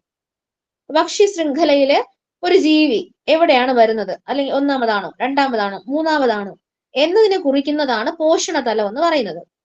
ഭക്ഷ്യ ശൃംഖലകൾ ആരംഭിക്കുന്നത് എപ്പോഴും സസ്യങ്ങളിൽ നിന്നാണ്. നമ്മൾ പഠിച്ചു അല്ലെ? ഉൽപാദകർ ഭക്ഷ്യ ശൃംഖലകൾ ആരംഭിക്കുന്നത് ഏത് സസ്യങ്ങളിൽ നിന്നാണ്? ഹരിത സസ്യങ്ങളിൽ നിന്നാണ്. അതുകൊണ്ട് തന്നെ നമുക്ക് പറയാം ഒന്നാം പോഷണതലം ഒന്നാമത് വരുന്നത്, ഫസ്റ്റ് ഇരിക്കുന്നത് ആരാണ്? ഹരിത സസ്യങ്ങളാണ് വരുന്നത്. First position. നമ്മള് ഭക്ഷ്യ ശൃംഖലയിലെ ഒരു ജീവിയുടെ ഇത് നോക്കിയിട്ട് സ്ഥാനം നോക്കി നമ്മൾ റാങ്ക് ചെയ്യാണ്. ഫസ്റ്റ് റാങ്ക് കൊടുക്കുന്നത്, ഫസ്റ്റ് ഒന്നാം പോഷണ തലത്തിൽ ഇരുത്തുന്നത് ആരെയാണ്? സസ്യങ്ങളെയാണ്. ഇനി സസ്യങ്ങളിൽ നിന്ന് നേരിട്ട് പോഷണം സ്വീകരിക്കുന്ന സസ്യാഹാരികൾ. സസ്യത്തെ ആഹാരമാക്കുന്നവരാണല്ലോ പ്രാഥമിക ഉപഭോക്താക്കളായിട്ട് വരുന്നത്. സസ്യങ്ങളിൽ നിന്നും നേരിട്ട് ആഹാരം സ്വീകരിക്കുന്ന സസ്യാഹാരികൾ, അവരെ രണ്ടാം പോഷണ തലത്തിലാണ് വരുത്തുന്നത്. രണ്ടാമത്തെ റാങ്ക് കൊടുക്കുക അവർക്ക്. രണ്ടാം പോഷണ തലത്തിലാണ് അവർ വരുന്നത്. ഇനി പോഷണത്തിനായി സസ്യാഹാരികളെ ആശ്രയിക്കുന്ന മാംസാഹാരികൾ, അതായത് ഈ പ്രാഥമിക ഉപഭോക്താക്കളെ കഴിക്കുന്ന ദ്വിതീയ ഉപഭോക്താക്കൾ, അതാണ് പോഷണത്തിനായി സസ്യാഹാരികളെ കഴിക്കുന്ന മാംസാഹാരികൾ. മുയലിനെ കഴിക്കുന്ന കുറുക്കൻ, ഓക്കെ, പുഴുവിനെ തിന്നുന്ന കൊക്ക്, അത്രേ ഉള്ളൂ. അവരേതിനകത്ത് വരും? മൂന്നാം പോഷണ തലത്തിനകത്ത് വരും. ഇനി മാംസാഹാരികളെ ഇരയാക്കുന്ന ഇരപിടിയന്മാർ ഉൾപ്പെടുന്ന പോഷണതലം. ഇരപിടിയന്മാരായിട്ടുള്ള ജീവികള്, ഈ കഴുകൻ അങ്ങനെയുള്ള ജീവികളൊക്കെ ഉൾപ്പെടുന്ന പോഷണതലം. മാംസാഹാരികളെ കഴിക്കുന്ന ഇരപിടിയന്മാര്, മാംസാഹാരികളെ കഴിക്കുന്ന എല്ലാവരും അതിനകത്ത് വരും. കടുവ, സിംഹം എല്ലാം വരും. ഇതെല്ലാം വരുന്ന എവിടെയാണ്? നാലാം പോഷണ തലത്തിലാണ് വരുന്നത്. ഒന്നാം പോഷണതലം, രണ്ടാം പോഷണതലം, മൂന്നാം പോഷണതലം, നാലാം പോഷണതലം. ഇപ്പൊ നോക്കി ഈ ചിത്രം നോക്കിക്കഴിഞ്ഞാൽ നിങ്ങൾക്ക് മനസ്സിലാവും. ഒന്നാം പോഷണതലം എന്ന് പറയുന്നത് ഉൽപാദകരാണ്, സസ്യങ്ങളാണ് വരുന്നത്. ഇപ്പൊ നെൽച്ചെടി, പുൽച്ചെടി, സസ്യങ്ങളാണ് വരുന്നത്, ഹരിത സസ്യങ്ങളാണ് വരുന്നത്. രണ്ടാം പോഷണതലത്തിൽ വരുന്നതോ പ്രാഥമിക ഉപഭോക്താക്കളാണ്, അതായത് സസ്യാഹാരികളാണ്, സസ്യത്തെ ആഹാരമാക്കുന്നവരാണ്, പുൽച്ചാടി. ഇനി ദ്വിതീയ ഉപഭോക്താക്കൾ, മൂന്നാം പോഷണതലത്തിൽ വരുന്നത് ദ്വിതീയ ഉപഭോക്താക്കളാണ്, മാംസാഹാരികളാണ് വരുന്നത്, ഓന്ത്, മുയല് ഒക്കെ വരും. ഇനി നാലാം പോഷണ തലത്തിൽ വരുന്നത് ആരാണ്? തൃതീയ ഉപഭോക്താക്കൾ. തൃതീയ ഉപഭോക്താക്കളാണ്, മാംസാഹാരികളെ ഭക്ഷിക്കുന്നവരാണ് വരുന്നത്, പരുന്ത്. ഇത്രയേ ഉള്ളൂ. ക്ലിയർ അല്ലേ? Okay madam. അപ്പൊ നന്നായിട്ട് പഠിക്കണം ഈ ഒരു പോർഷൻ, എക്കോസിസ്റ്റം. ഓക്കെ, നമുക്ക് ഇനി കുറച്ച് സമയം കൂടെ ഉണ്ട്. അപ്പൊ നമുക്ക് അടുത്തൊരു ടോപ്പിക് തുടങ്ങി വെക്കാം. ഫുഡ് ഇമ്പോർട്ടന്റ് ആയിട്ടുള്ള ടോപ്പിക് ആണ്. കാറ്റഗറി 2 ഓൾറെഡി പഠിച്ചതാണ്. അപ്പൊ നിങ്ങൾക്ക് റിവിഷൻ ആയിട്ട് വേണമെങ്കിൽ ഇരിക്കാം. നിങ്ങൾ ചോദ്യങ്ങൾ ചോദിക്കുമ്പോൾ കൂടുതലും നിങ്ങൾ ഉത്തരം വിളിച്ചാണ് കയറി വിളിച്ച് പറയാതിരിക്കണം കേട്ടോ, കാറ്റഗറി 2 ഉണ്ടെങ്കിൽ. നമ്മുടെ വളർച്ചയ്ക്കും നമ്മുടെ ഉപാപചയ പ്രവർത്തനങ്ങൾക്കും, അതായത് നമ്മുടെ നമ്മുടെ ശരീരത്തിൽ നടക്കുന്ന എല്ലാ പ്രവർത്തനങ്ങൾക്കും ഊർജം ലഭിക്കുന്നതും രോഗപ്രതിരോധ ശേഷി ലഭിക്കുന്നതും ഒക്കെ നമ്മൾ കഴിക്കുന്ന ആഹാരത്തിൽ നിന്നാണ്. അല്ലെ, നമ്മൾ വെറുതെ ആണോ ആഹാരം കഴിക്കുന്നത്? നമ്മൾ ആഹാരം കഴിക്കാതെ ഒരു നേരം ആഹാരം കഴിച്ചില്ലെങ്കിൽ തന്നെ നമുക്ക് തലവേദന എടുക്കും. ഒരു ദിവസം നമ്മൾ ആഹാരം കഴിച്ചില്ലെങ്കിലോ നമുക്ക് ക്ഷീണം ഉണ്ടാകും, നമുക്ക് നമ്മൾ നടക്കാൻ പറ്റാത്ത അവസ്ഥ വരും, എഴുന്നേറ്റിരിക്കാൻ പറ്റാത്ത അവസ്ഥ വരും, നമ്മൾ സ്ഥിരം ചെയ്യുന്ന കാര്യങ്ങൾ ചെയ്യാൻ പറ്റാത്ത അവസ്ഥ വരും. ഒരു 2 ദിവസമൊക്കെ ആഹാരം കഴിക്കാതിരുന്നു കഴിഞ്ഞാൽ നമ്മൾ നല്ലപോലെ എന്ത് ചെയ്യും? ക്ഷീണിച്ചു പോകും. നമുക്ക് ഒരു കാര്യങ്ങളും ചെയ്യാനുള്ള ഊർജം ഉണ്ടാവത്തില്ല. അപ്പൊ നമ്മൾ ആഹാരം കഴിക്കുന്ന എന്തിനു വേണ്ടിയിട്ടാ? നമ്മൾ വളർച്ച ഉണ്ടാകാൻ വേണ്ടിയിട്ടും നമ്മുടെ ശാരീരിക പ്രവർത്തനങ്ങളെല്ലാം നന്നായി നടക്കാൻ വേണ്ടിയിട്ടും ഊർജം ലഭിക്കാൻ വേണ്ടിയിട്ടും രോഗപ്രതിരോധ ശേഷി കിട്ടാൻ വേണ്ടിയിട്ടും ഒക്കെയാണ്. അപ്പൊ നമ്മൾ കഴിക്കുന്ന ഭക്ഷണത്തിൽ ധാരാളം പോഷക ഘടകങ്ങളുണ്ട്. ഈ പോഷക ഘടകങ്ങളാണ് നമ്മളെ വളർച്ചയ്ക്കും അതുപോലെ നമുക്ക് ഊർജം ലഭിക്കുന്നതിനും അതുപോലെ രോഗപ്രതിരോധ ശേഷി നൽകുന്നതിനും ഒക്കെ സഹായിക്കുന്നത്. അപ്പൊ അതൊക്കെ എന്താണെന്ന് നോക്കാം. ഒന്നാമത്തത് ധാന്യകം, കാർബോഹൈഡ്രേറ്റ്, ധാന്യകം. 2 കൊഴുപ്പ്, ഫാറ്റ്. നന്നായിട്ട് പഠിക്കണം കേട്ടോ ഈ ഒരു പോർഷൻ. മൂന്നാമത്തത് ജീവകങ്ങൾ, വൈറ്റമിൻസ്. 4 മാംസ്യം, പ്രോട്ടീൻ. 5 ധാതു ലവണങ്ങൾ, മിനറൽസ്. ധാന്യകം, കൊഴുപ്പ്, ജീവകങ്ങൾ, മാംസ്യം, ധാതു ലവണങ്ങൾ. അപ്പോ ഈ ഒരു ക്ലാസ് എടുക്കുന്നതിന് മുന്നേ ഒരു കാര്യം പറയാം. നമ്മൾ ഇതിനകത്ത് പഠിക്കുന്ന എല്ലാ സെന്റൻസുകളും എല്ലാ പോയിന്റുകളും നിങ്ങൾ പഠിക്കണം. ഇതിനകത്തുള്ള എല്ലാ പോയിന്റ്സും ഇമ്പോർട്ടന്റ് ആണ്. അപ്പം പരീക്ഷയുടെ ക്വസ്റ്റ്യൻ പേപ്പർ വെച്ചിട്ടാണ് ഞാൻ ഈ നോട്ട് തയ്യാറാക്കിയിട്ടുള്ളത്. പ്രീവിയസ് ആയിട്ടുള്ള ക്വസ്റ്റ്യൻ പേപ്പേഴ്സിൽ വന്നിട്ടുള്ള ഒത്തിരി പോർഷൻസ് ഇതിനകത്ത് ആഡ് ചെയ്തിട്ടുണ്ട്, ഒരുപാട് ഭാഗങ്ങൾ. അപ്പൊ അതുകൊണ്ട് തന്നെ ആ സെന്റൻസുകളൊക്കെ അങ്ങനെ തന്നെ പഠിച്ചിരിക്കണം, വിട്ടുപോകരുത്. നമ്മൾ പ്രീവിയസ് ക്വസ്റ്റ്യൻസ് ഡിസ്കസ് ചെയ്യുന്ന സമയത്ത് നിങ്ങൾക്ക് മനസ്സിലാവും ഈ ഒരു പ്രസന്റേഷനിലുള്ള എല്ലാ പോയിന്റ്സും ഇമ്പോർട്ടന്റ് ആണ്, എല്ലാം പഠിക്കണം. അപ്പൊ ഭക്ഷണത്തിൽ നിന്ന് നമുക്ക് ലഭിക്കുന്ന പോഷക ഘടകങ്ങൾ എന്ന് പറയുന്നത് എന്തൊക്കെയാണ്? ധാന്യകം, കൊഴുപ്പ്, ജീവകങ്ങൾ, മാംസ്യം, ധാതു ലവണങ്ങൾ. മാംസ്യം, ധാതു ലവണങ്ങൾ, ഇതൊക്കെയാണ് നമുക്ക് കിട്ടുന്നത്. നമ്മൾ ഓരോന്നായിട്ട് പഠിക്കാൻ വേണ്ടി പോവുകയാണ്. ഒന്നാമത്തത് ധാന്യകം, കാർബോഹൈഡ്രേറ്റ്. ഓക്കെ, ഇതിനകത്തുള്ള എല്ലാ പോയിന്റ്സും പഠിച്ചോളണം കേട്ടോ, ഒന്നുപോലും വിട്ടുപോകരുത്. ഒന്നാമത്തെ പോയിന്റ്, കാർബൺ, ഹൈഡ്രജൻ, ഓക്സിജൻ എന്നിവ കൊണ്ടാണ് ധാന്യകം നിർമ്മിച്ചിരിക്കുന്നത്. കാർബൺ, ഹൈഡ്രജൻ, ഓക്സിജൻ എന്നിവ കൊണ്ടാണ് ധാന്യകം നിർമ്മിച്ചിരിക്കുന്നത്. ശരീര പ്രവർത്തനങ്ങൾക്ക് ആവശ്യമായ ഊർജം നൽകുക എന്നതാണ് ഇതിന്റെ മുഖ്യധർമ്മം. ശരീര പ്രവർത്തനങ്ങൾക്ക് ആവശ്യമായ ഊർജം നൽകുക എന്നതാണ് ഇതിന്റെ മുഖ്യധർമ്മം. അപ്പോ ധാന്യകം നിർമ്മിച്ചിരിക്കുന്നത് എന്തുകൊണ്ടാണ്? എന്തൊക്കെ കൊണ്ടാണ്? Carbon, hydrogen, oxygen. മറന്നു പോകരുത്, കാർബൺ, ഹൈഡ്രജൻ, ഓക്സിജൻ ആണ്. എന്താണ് ഇതിന്റെ പ്രധാന മുഖ്യധർമ്മം എന്ന് പറയുന്നത്? എന്താണ്?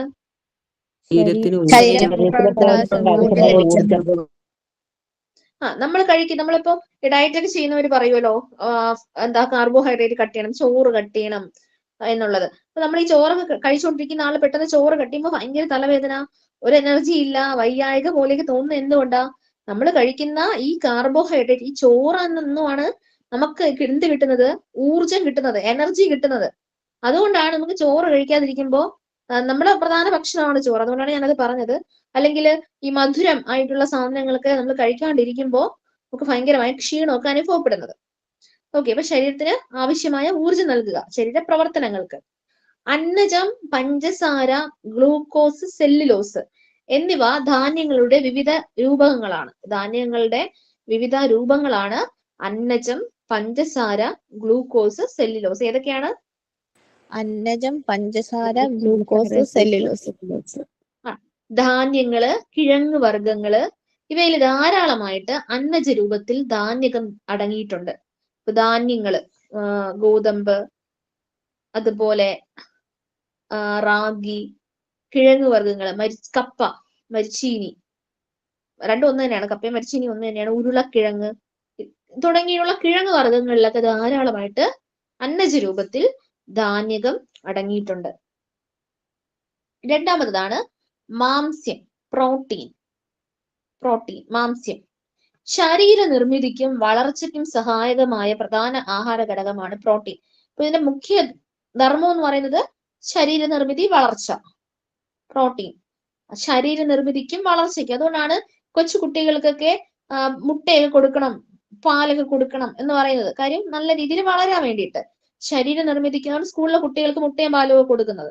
ശരീര നിർമ്മിതിക്കും വളർച്ചയ്ക്കും സഹായകമായിട്ടുള്ള പ്രധാന ആഹാര ഘടകമാണ് പ്രോട്ടീൻ. ഇമ്പോർട്ടന്റ് പോയിന്റ്സ് ആണ്. ഇനി ശരീരത്തിലെ കോശങ്ങള്, മുടി, ദഹനരസങ്ങള് ഇവയുടെ നിർമ്മാണത്തിനും പ്രോട്ടീൻ ആവശ്യമാണ്. ശരീരത്തിലെ കോശങ്ങള്, മുടി, ദഹനരസങ്ങൾ തുടങ്ങിയവയുടെ നിർമ്മാണത്തിനും പ്രോട്ടീൻ ആവശ്യമാണ്. ധാന്യങ്ങളുടെ അഭാവത്തിൽ ഊർജ്ജോൽപാദനത്തിനും പ്രോട്ടീൻ പ്രയോജനപ്പെടുത്തുന്നു. ഇമ്പോർട്ടന്റ് പോയിന്റ് ആണ്. ധാന്യങ്ങളുടെ അഭാവത്തിൽ ഊർജ്ജോൽപാദനത്തിനും പ്രോട്ടീൻ പ്രയോജനപ്പെടുത്തുന്നു എന്ന് പറയുമ്പോൾ പ്രോട്ടീന് നമുക്ക് എന്ത് ചെയ്യുന്നുണ്ട്? ഊർജം നൽകുന്നുണ്ട്. ശരീരത്തിന് ആവശ്യമായ ഊർജം നൽകുന്നുണ്ട് എന്ന് തന്നെ പഠിക്കണം കേട്ടോ. നമ്മള് ഈ ഡയറ്റ് ചെയ്യുന്നവർ കൂടുതലും പ്രോട്ടീൻ ആയിരിക്കും കഴിക്കുന്നത്. പ്രോട്ടീൻ ഉള്ള ആഹാരമായിരിക്കും കഴിക്കുന്നത്. അപ്പൊ അവർക്ക് ഈ ശരീരത്തിന് ആവശ്യമുള്ള ഊർജ്ജമൊക്കെ കൊടുക്കുന്ന ആരാണ്? അവർ കഴിക്കുന്ന ആഹാരത്തിലെ പ്രോട്ടീനാണ്. കാർബോഹൈഡ്രേറ്റ് കഴിക്കുന്നില്ല എന്നുണ്ടെങ്കിൽ ആര് കൊടുക്കും? പ്രോട്ടീൻ കൊടുക്കും. ഇനി hydrogen, carbon, oxygen, nitrogen, sulphur ഇവയാണ് പ്രോട്ടീനിൽ അടങ്ങിയിരിക്കുന്നത്. Hydrogen, carbon, oxygen, nitrogen, sulphur ഏതൊക്കെയാണ് കൂടുതലായിട്ടുള്ളത് ധാന്യത്തിനേക്കാളും? Nitrogen, sulphur. നൈട്രജനും സൾഫറും അല്ലെ.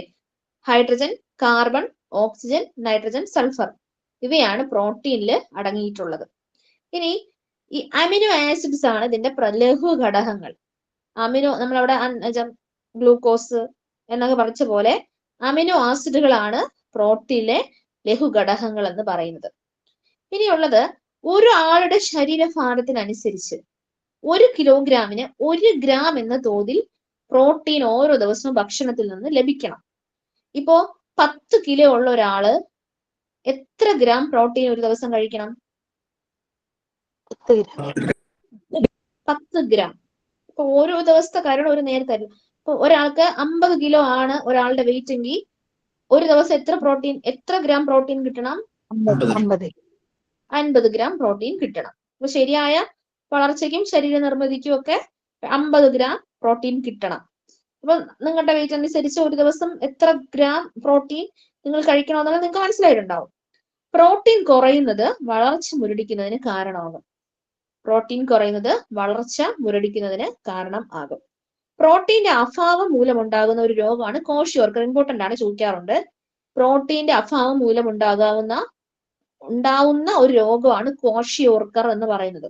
ഇത് ബാധിച്ചവരുടെ ശരീരം ശോഷിച്ചും വയറ് വീർത്തുമിരിക്കും. ലക്ഷണമാണ് ശരീരം ശോഷിച്ചും വയറ് വീർത്തുമിരിക്കും. പ്രോട്ടീന്റെ അഭാവം മൂലം ഉണ്ടാകുന്ന രോഗം ഏതാ?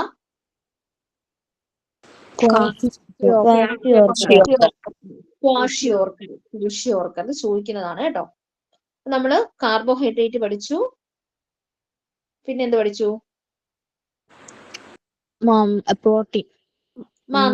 പ്രോട്ടീൻ പഠിച്ചു, ധാന്യകം പഠിച്ചു, മാംസ്യം പഠിച്ചു.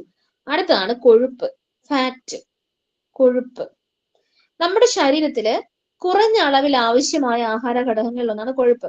പക്ഷെ പലപ്പോഴും നമ്മുടെ ശരീരത്തിൽ ഏറ്റവും കൂടുതൽ നമ്മൾ കഴിക്കുന്നത് കൊഴുപ്പടങ്ങിയ ആഹാരമാണ്. പക്ഷെ കുറഞ്ഞ അളവില് മതി. എന്നാൽ നമ്മുടെ ശരീരത്തില് കൊഴുപ്പടങ്ങിയ ആഹാരം കഴിക്കേണ്ടത് ഇമ്പോർട്ടന്റും ആണ്. മാംസം, മത്സ്യം, പാലുൽപ്പന്നങ്ങള്, മുട്ട, വിവിധതരം പരിപ്പുകള് ഇവയിലൊക്കെ കൊഴുപ്പടങ്ങിയിട്ടുണ്ട്. വിവിധതരം എണ്ണകൾ, നെയ്യ്, തുടങ്ങിയ പല ഭക്ഷ്യവസ്തുക്കളിൽ നിന്ന് വേർതിരിച്ചെടുത്ത കൊഴുപ്പുകളാണ് ഉള്ളത്. ഇപ്പം എണ്ണകള്, നെയ്യൊക്കെ എന്തുവാണ്? പല ഭക്ഷ്യവസ്തുക്കളിൽ നിന്നും വേർതിരിച്ച കൊഴുപ്പാണല്ലേ. ഇപ്പൊ സസ്യ എണ്ണകൾ, സൺഫ്ലവർ ഓയിൽ എന്ന് പറയുമ്പോൾ സൺഫ്ലവറിന്റെ സീഡിൽ നിന്നും വേർതിരിച്ചെടുത്തതാണ്. നെയ്യ് പാലിൽ നിന്ന്, പല ഭക്ഷ്യവസ്തുക്കളിൽ നിന്നും വേർതിരിച്ചെടുത്ത കൊഴുപ്പിന്റെ രൂപമാണ് ഈ പറയുന്ന എണ്ണയും നെയ്യും ഒക്കെ. കാർബോഹൈഡ്രേറ്റിനെ പോലെ കൊഴുപ്പും ഊർജം പ്രദാനം ചെയ്യുന്ന ആഹാര ഘടകമാണ്. ഇപ്പൊ കാർബോഹൈഡ്രേറ്റ് ഊർജ്ജം നൽകുന്നു എന്ന് പറഞ്ഞ പോലെ തന്നെ കൊഴുപ്പും എന്ത് ചെയ്യുന്നുണ്ട്? നമുക്ക് ചെറിയ രീതിയിൽ ഊർജ്ജം നൽകുന്നുണ്ട്. അപ്പൊ ഊർജ്ജം നൽകുന്നു എന്ന് പറഞ്ഞ് നമ്മൾ പഠിച്ചത് ഏതൊക്കെയാണ് പോഷക ഘടകങ്ങള്? ധാന്യകം, കൊഴുപ്പ്, മാംസ്യം. കൊഴുപ്പ്, മാംസ്യം. ഇത് ഇമ്പോർട്ടന്റ് ആണ്. ഇത് ഇങ്ങനെ തന്നെ പരീക്ഷയ്ക്ക് ചോദിച്ചിട്ടുണ്ട് കേട്ടോ. ഇത് ഇങ്ങനെ തന്നെ പരീക്ഷയ്ക്ക് ചോദിച്ചിട്ടുണ്ട്. ഊർജ്ജം, താഴെ പറയുന്നവയിൽ ഊർജ്ജം പ്രദാനം ചെയ്യുന്ന പോഷക ഘടകങ്ങൾ ഏതൊക്കെയാണ് എന്ന് പറഞ്ഞ് ചോദിച്ചിട്ടുണ്ട്. അപ്പൊ അതുകൊണ്ട് തന്നെ അത് പഠിക്കണം.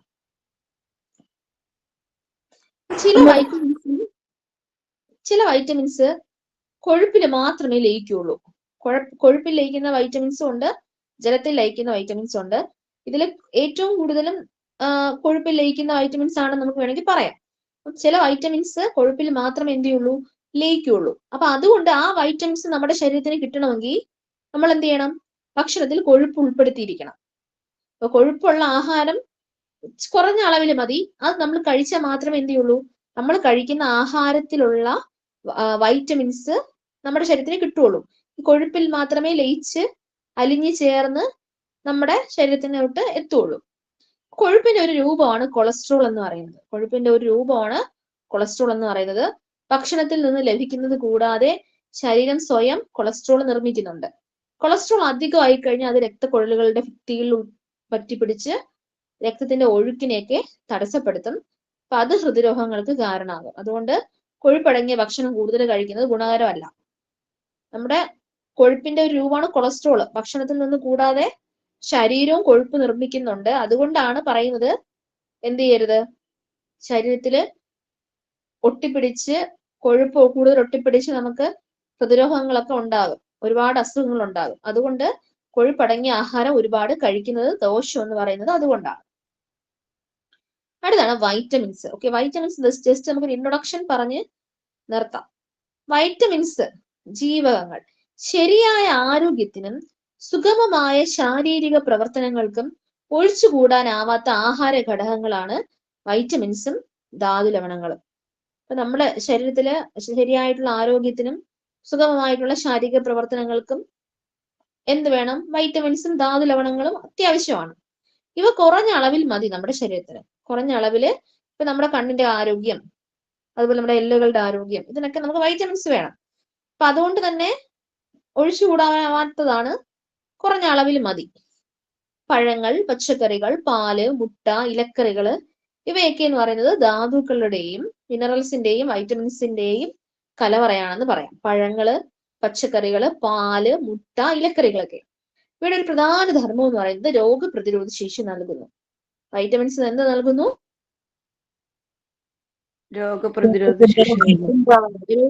രോഗപ്രതിരോധ ശേഷി നമുക്ക് നൽകുന്നുണ്ട്. ആകെ 13 വൈറ്റമിൻസ് ഉണ്ട്. എത്ര വൈറ്റമിൻസ് ഉണ്ട്? 13 വൈറ്റമിൻസ് ഉണ്ട്. അതില് 8 എണ്ണവും വൈറ്റമിൻ ബി കോംപ്ലക്സിലാണ് വരുന്നത്. 8 എണ്ണവും വൈറ്റമിൻ ബി കോംപ്ലക്സിനകത്താണ് വരുന്നത്. ബി കോംപ്ലക്സിനകത്താണ് വരുന്നത്.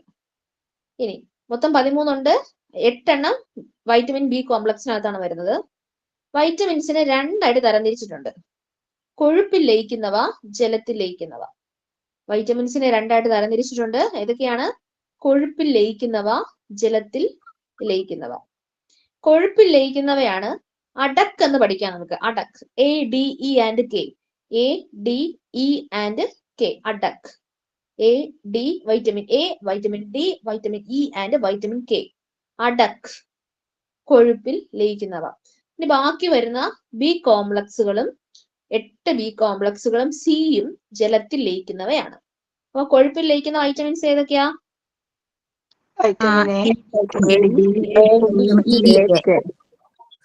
ADE&K ആണ് അഡക്. ജലത്തിൽ ലയിക്കുന്നവ B complex and C. Okay, vitamin A നമുക്ക് അടുത്ത ക്ലാസ്സിൽ പഠിക്കാം. ഇന്നിപ്പോ പഠിച്ചു കഴിഞ്ഞാൽ അത് തീരാനുള്ള ടൈം ഇല്ല. നന്നായിട്ട് പഠിച്ചിട്ട് വേണം വരാനായിട്ട്. ചോദ്യങ്ങൾ ചോദിക്കും. ഓക്കെ, ഇനി പ്രഥമ ശുശ്രൂഷ കിറ്റ് ഒരാൾ ചോദിച്ചിട്ടുണ്ടായിരുന്നു. വൈറ്റമിൻ സിന്റെ കാണിക്കാം. വൈറ്റമിൻ സി, വൈറ്റമിന്റെ ഓക്കെ, വൈറ്റമിൻ കാണിക്കാം കേട്ടോ, ഒരു മിനിറ്റ്. പ്രഥമ ശുശ്രൂഷ കിറ്റ് ഒരാൾ ചോദിച്ചിട്ടുണ്ടായിരുന്നു, അതിനകത്ത് എന്തൊക്കെയാണുള്ളതെന്ന് പറയണമെന്ന്. റബ്ബർ ഗ്ലൗസ്, കത്രിക, ചവണ, സൂചി, തെർമോമീറ്റർ, ബാൻഡേജുകൾ, പലതരത്തിലുള്ള ബാൻഡേജുകൾ, പരുത്തി, പഞ്ഞി, കോട്ടൺ, വൃത്തിയുള്ള തുണി, അണുനാശിനി, സോപ്പ്, CPR മാസ്ക് ഒക്കെ നമുക്ക് എന്ത് ചെയ്യാം, ഒരു ഫസ്റ്റ് എയ്ഡ് കിറ്റിനകത്ത് വെക്കാം. ഒന്നുകൂടെ പറയാം. റബ്ബർ ഗ്ലൗസ്, കത്രിക, ചവണ, സൂചി, തെർമോമീറ്റർ, വിവിധ തരം ബാൻഡേജസ്, പരുത്തി, വൃത്തിയുള്ള തുണി, അണുനാശിനി, സോപ്പ്, CPR മാസ്ക് ഒക്കെ നമുക്ക് എന്ത് ചെയ്യാം, ഒരു പ്രഥമ ശുശ്രൂഷ കിറ്റിനകത്ത് വെക്കാം. എന്നാണ് പ്രഥമ ശുശ്രൂഷ ദിനം പറഞ്ഞേ? September September 2nd Saturday. Okay, വൈറ്റമിൻസിന്റെ എന്താ ചോദിച്ചത്?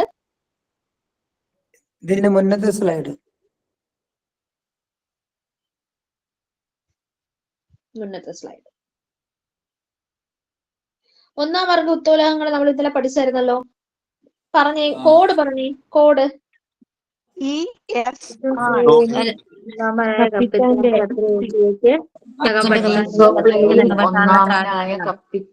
കത്രികയ്ക്ക് നഖം വെട്ടാൻ ത്രാണിയില്ല.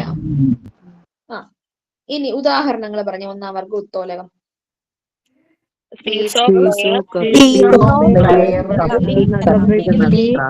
കത്രിക, നഖം വെട്ടി, ത്രാസ്. 2ാം വർഗ ഉത്തോലകം കോഡ് പറഞ്ഞേ. ബോട്ടിൽ ഓപ്പൺ, വീൽ ചെയർ, പാക്ക് വെട്ടി, നാരങ്ങ നീക്കി. പാക്ക് വെട്ടി, നാരങ്ങ നീക്കി. 3ാം വർഗം 3 ഐസ് ചവച്ചു.